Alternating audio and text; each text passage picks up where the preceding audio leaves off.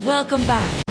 Today, we're rediving into Chapter 7 of The Great Gatsby, arguably the most intense and pivotal chapter in the entire novel. This is where all the tensions that have been building finally explode into open conflict. We're going to analyze the different types of conflict Fitzgerald uses and examine how he masterfully employs foreshadowing to create a sense of impending disaster. And don't worry, I'll teach you these concepts without spoiling what actually happens. First, let's get on the same page about conflict. In literature, we can break it down into a few major types. There's man versus man, which is a direct confrontation between characters. Then, you have man versus self, an internal struggle within a single character. Man versus society involves a character challenging social norms or class structures. Man versus nature is a conflict with environmental forces beyond human control.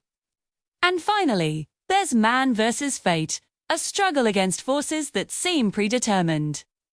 Chapter 7 is a masterclass in this because Fitzgerald doesn't just give us one type.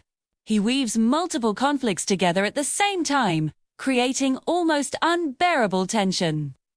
Keep these categories in mind as you read and try to spot them in action. Now, let's apply this to Chapter 7. The most obvious conflict is man versus man, v.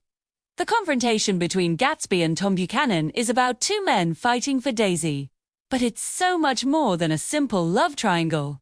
They also represent two different Americas: old money versus new money, inherited privilege versus self-made ambition. When they face off, it's not just personal. It's ideological. But there's also a powerful man versus society conflict at play. Gatsby is trying to break through rigid class barriers that were never designed to let someone like him in. No matter how much money he makes, he's fighting an entire social structure that sees him as an outsider.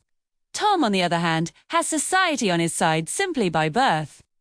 We also see man versus self, especially in Daisy's character. She is caught between two worlds, two men, and two versions of herself. Her internal struggle, what she wants, versus what she is willing to do, is crucial to the chapter's tragic outcome. And here's a subtle one. Man versus nature shows up through the oppressive heat that dominates the chapter. This sweltering temperature isn't just a backdrop. It's a pressure cooker that makes everyone irritable, reckless, and ready to explode. It's no accident Fitzgerald set this showdown on the hottest day of the summer. Next, let's talk about foreshadowing. A great way to remember the key techniques is the acronym FACES: flashback, atmosphere, commentary, exchanges of dialogue, and signs and symbols. Atmosphere is huge in this chapter. From the very first page, Fitzgerald establishes an oppressive, ominous mood. The brutal heat makes everything feel heavy and threatening, signaling that something catastrophic is on its way. Notice how the characters get more agitated as the temperature rises. The weather mirrors their emotions. Exchanges of dialogue are also loaded with hints. Characters say things that seem casual but carry double meanings. Pay attention to remarks about carelessness, responsibility, and consequences. Tom makes jabs about Gatsby's business, and Gatsby talks about repeating the past.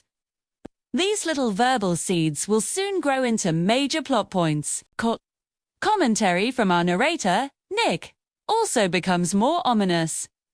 He makes observations that show he's telling this story with the benefit of hindsight. He knows where this day leads.